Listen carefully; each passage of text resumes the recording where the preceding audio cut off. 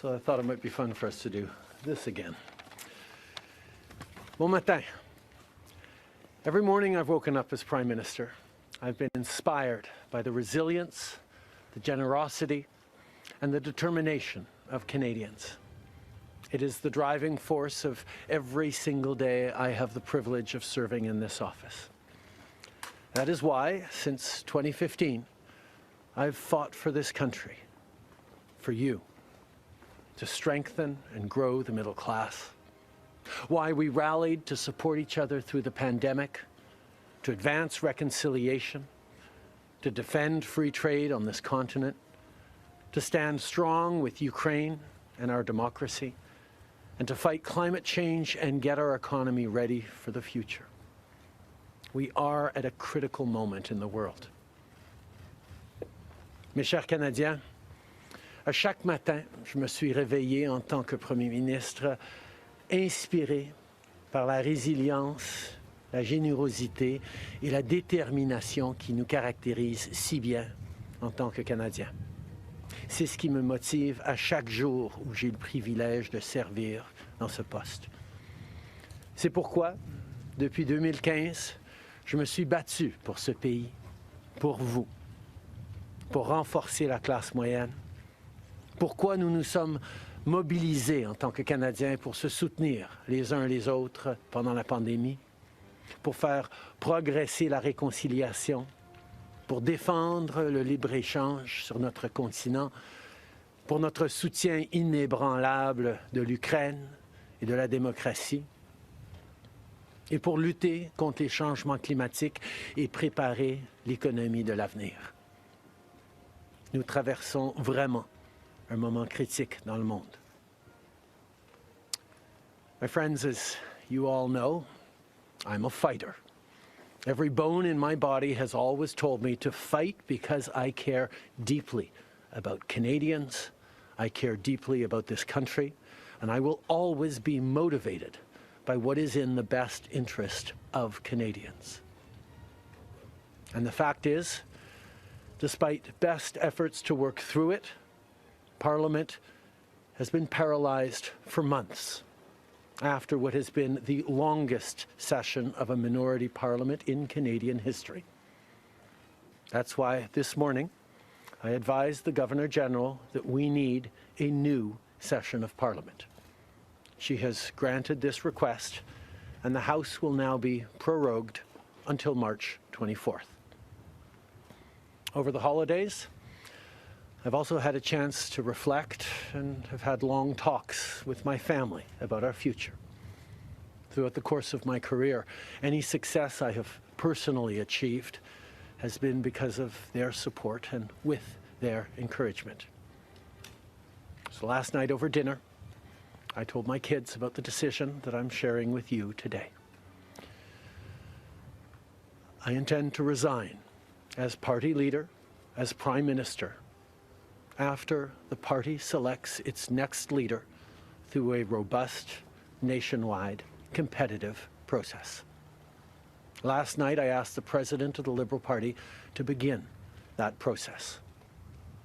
This country deserves a real choice in the next election, and it has become clear to me that if I'm having to fight internal battles, I cannot be the best option in that election. Mes chers amis, comme vous savez, je suis un fighter. Dans mon fort intérieur, je me suis toujours battu parce que je me soucie profondément des Canadiens. Et je serai toujours motivé par ce qui est dans le meilleur intérêt des Canadiens.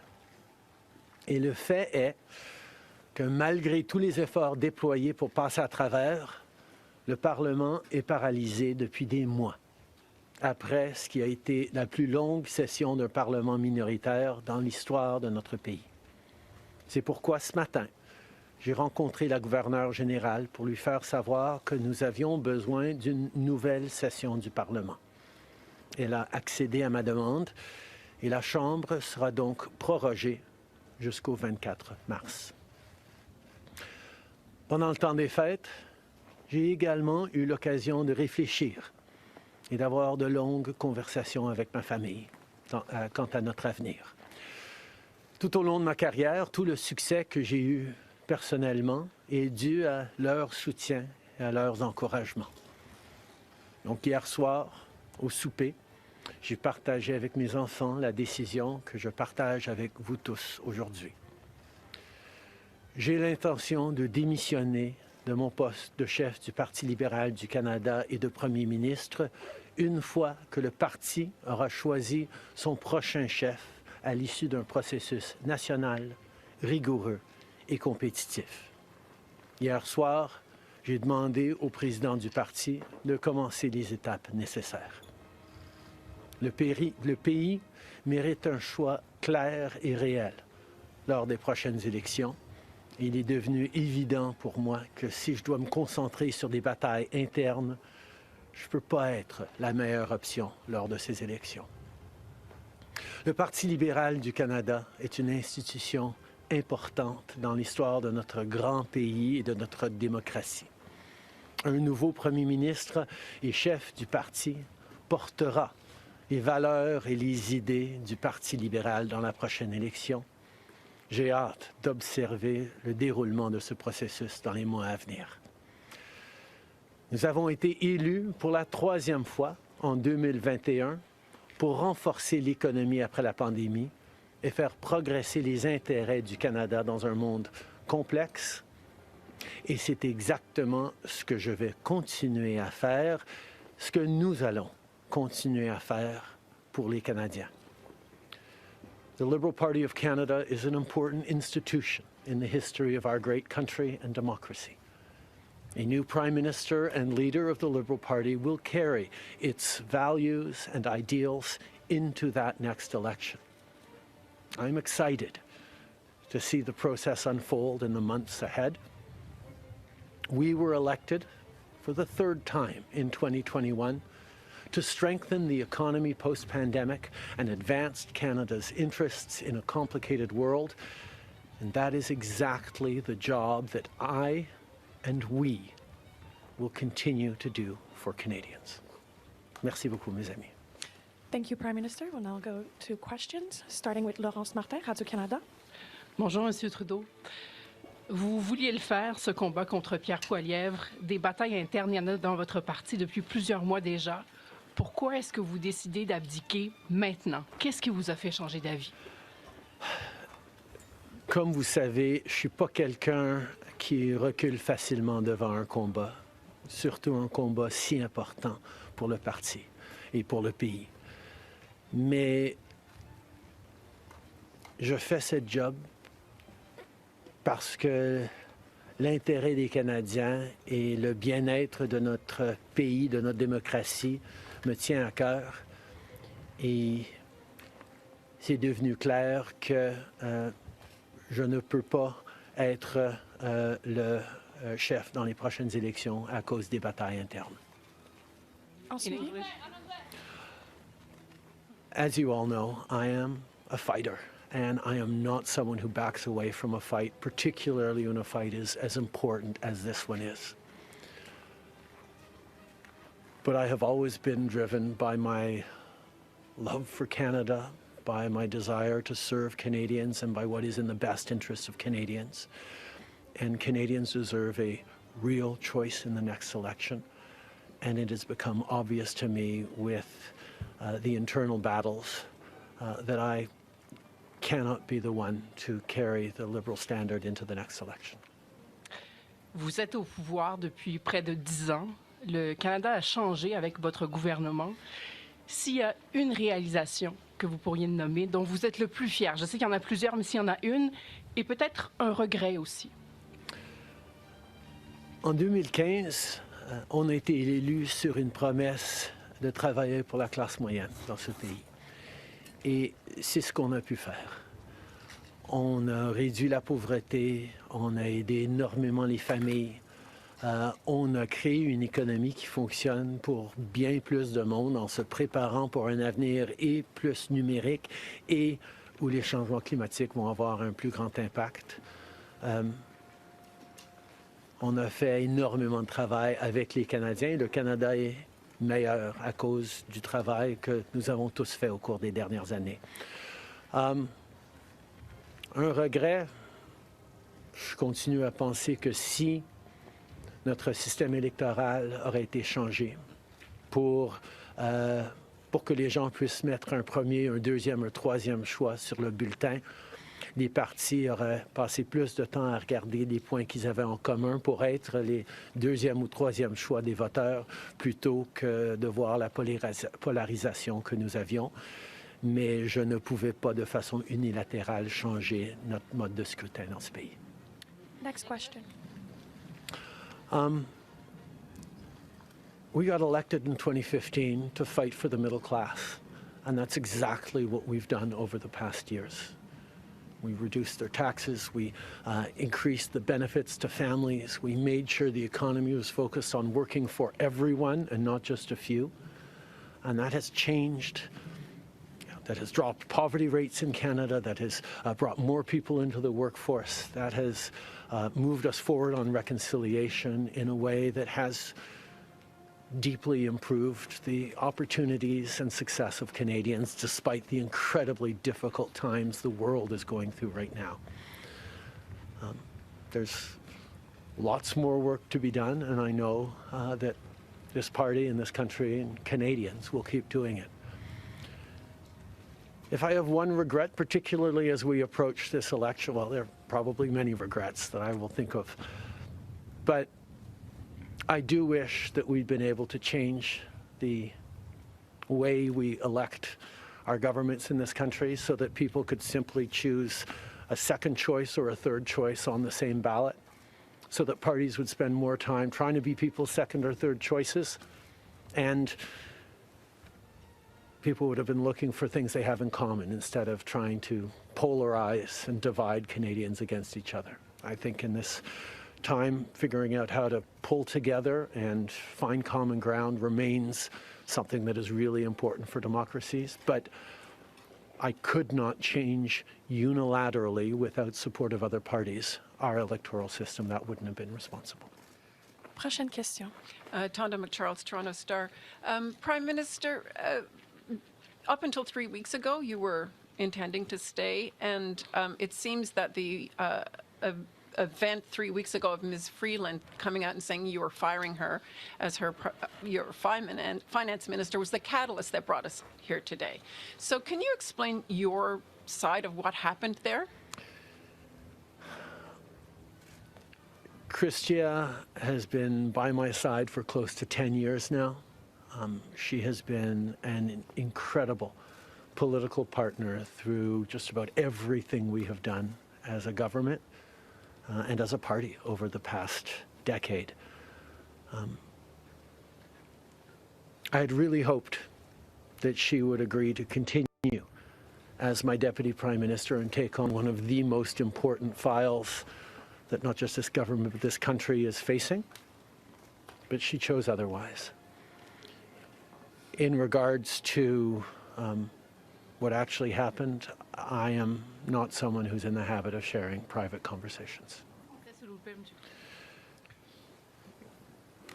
Chrystia a été depuis presque 10 ans maintenant à mes côtés en tant que partenaire politique essentiel à presque tout ce qu'on a réussi en tant que gouvernement, en tant que parti.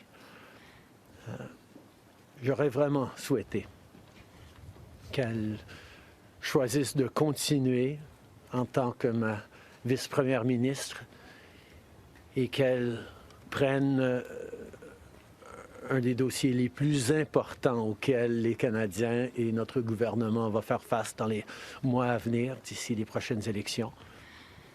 Mais elle n'a pas voulu. Mais par rapport aux détails, je ne suis pas quelqu'un qui partage les détails de conversations privées. You spoke about the Liberal Party as an institution and the internal battles right now, but I'm wondering if you feel that another leader will have more success than you will at beating Pierre Poilievre in the next campaign. Pierre Poilievre's vision for this country is not the right one for Canadians. Stopping the fight against climate change doesn't make sense. backing off on the values and strength in diversity that Canada has always worked to pull itself together on is not the right path for the country. Attacking journalists, the CBC institutions, that's not what Canadians need in this moment. We need an ambitious, optimistic view of the future, and Pierre Poilievre is not offering that.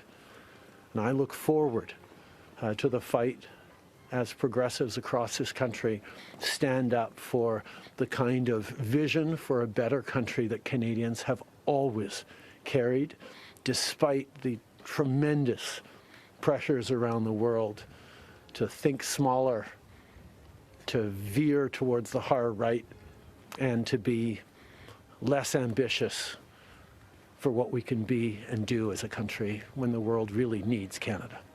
That's not an answer, though. Yes or no? Is there another leader that could beat him? Absolutely.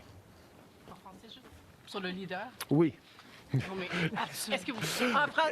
Pierre Poilievre. élaborer en français, s'il vous plaît? Merci. Pierre Poilievre a une vision profondément petite et erronée pour ce pays, si même on accepte qu'il ait une vision, de reculer sur les droits fondamentaux, d'arrêter la défense, la lutte contre les changements climatiques, de ne pas investir dans une économie plus verte, plus inclusive, de toujours chercher des divisions entre les Canadiens plutôt que de rassembler pour faire face à l'avenir de façon optimiste et ambitieuse. C'est pas le bon choix pour les Canadiens. Et j'ai hâte de faire partie, de continuer de faire partie d'un mouvement progressiste qui va envisager un avenir meilleur pour les Canadiens sur l'optimisme et le travail que les Canadiens ont toujours fait pour bâtir un monde meilleur. Next question. Hélène Buzetti, les corps d'information. Bonjour, M. Trudeau. Il y a 16 ans, en décembre 2008, Stephen Harper a prorogé le Parlement pour s'éviter un vote de confiance qu'il savait qu'il allait perdre parce que les 3 partis d'opposition allaient voter contre lui. Exactement comme la situation dans laquelle vous vous trouvez aujourd'hui.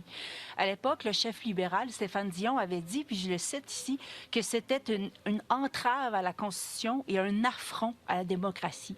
Alors, j'aimerais savoir pourquoi ce qui était mauvais pour les conservateurs de Stephen Harper devrait être bon pour les libéraux de Justin Trudeau. La gouverneure générale, en 2008, avait correctement conclu que la Chambre venait juste d'accorder leur confiance de façon formelle au gouvernement de M. Harper, malgré même une lettre signée qui était un document politique. La voix de la Chambre compte. Or, avant d'arrêter le travail à la Chambre pour les fêtes, on a gagné 3 votes de non-confiance, 3 votes de confiance, et nous allons devoir retester la confiance de la Chambre dès le mois de mars pour passer les éléments budgétaires nécessaires pour faire fonctionner le gouvernement. In 2008, the Governor General correctly concluded that because the very last times in the previous weeks that the confidence of the House had been tested, it had passed that confidence test, Stephen Harper continued to have the confidence of the House. And it actually would bear out because as soon as they came back from the prorogation, Stephen Harper won a confidence vote once again. So a political document or political speeches doesn't carry the kind of weight that winning a confidence vote means. But this prorogation will take us only into March, and there will be confidence votes in March in the passing of supply that will allow Parliament to weigh in on confidence in a way that is entirely in keeping with all the principles of democracy and the workings of our strong institutions. Mais avec respect, M. Trudeau, y a-t-il pas quelque chose un peu antidémocratique de suspendre la possibilité du Parlement d'exprimer sa non-confiance le temps que votre parti se cherche un sauveur? Est-ce qu'il ne devrait pas plutôt juste se référer aux électeurs et de déclencher dès maintenant une élection? Hélène, je pense que tu as très clairement vu, comme tout le monde dans la galerie de presse parlementaire, à quel point le Parlement ne fonctionne plus depuis plusieurs mois. On est pogné dans une question de privilège, il y a des motions d'obstruction constantes et on a pu très peu accomplir pendant les derniers mois au Parlement. Le Parlement a besoin d'un reset, a besoin de se calmer un peu les pompons pour se remettre au travail pour les Canadiens et pas à faire de la petite politique constante, ce qu'on est en train de voir des conservateurs. Donc, ce reset a deux éléments. Une prorogation pour que, justement, on recommence avec une fraîche approche au Parlement. Et deuxièmement, oui, le Parti libéral va entamer un leadership parce que je m'attends à ce que si ce n'est pas moi qui va mener le parti dans les prochaines élections, la polarisation qu'on voit actuellement au Parlement devrait aussi se calmer un petit peu. Les Canadiens ont besoin d'un Parlement qui fonctionne, particulièrement dans ce moment complexe, et ces deux éléments vont représenter le reset nécessaire pour le Parlement. En anglais, mais si vous pouvez dire pourquoi pas une élection, vous ne l'avez pas dit. The Parliamentary press gallery, and anyone who's been watching politics closely over the past months will know that Parliament has been entirely seized by obstruction and filibustering and a total lack of productivity over the past few months. We are right now the longest serving minority government in history, and it's time for a reset. It's time for the temperature to come down, for the people to have a fresh start in Parliament, to be able to navigate through these complex times, both domestically and internationally. And the reset that we have is actually two parts. One is the prorogation, but the other part is recognizing that removing me from the equation as the leader who will fight the next election for the Liberal Party should also decrease the level of polarization that we're seeing right now in the House and in Canadian politics, and allow people to actually focus on serving Canadians in this House and with their work the way Canadians deserve. On va prendre une dernière question. Good morning, Prime Minister. Stephanie Taylor with the National Post. Given, as you just said, there's going to be confidence votes in March, opposition parties have said they are prepared to bring down your government. What kind of chances do you think you are leaving to your successor, given that there will only be mere weeks for them to introduce themselves to Canadians before heading into an election, potentially? I have a tremendous amount of confidence in both Canadians and in parliamentarians' interest in serving Canadians in the right way. We're in a minority government right now, and there hasn't been an active leadership in a minority government in more than 50 years in this country. And there is always going to be the challenge of having a leadership race while a parliament would face confidence votes in the course of delivering supply to the government. So this is something that we're going to navigate through, but I truly feel that removing the contention around my own continued leadership is an opportunity to bring the temperature down, have a government that will focus on the complex issues that are coming forward in the coming months, while the party gets to have a full national process that brings in people from right across the country and makes a determination about the best person to carry the progressive liberal standard into the next election. Can you clarify whether ministers who would like to campaign for your job will have to step out of cabinet? And how can the Liberal government be in a position to protect Canadian businesses and Canadians from the threat of tariffs from incoming President Donald Trump when members of the government are going to be focused on who's going to be taking your job?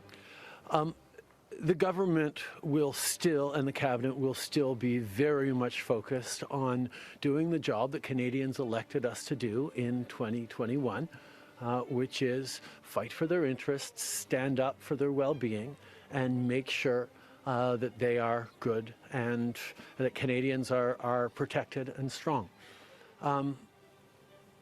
There will be a leadership process and the rules will unfold over the coming weeks.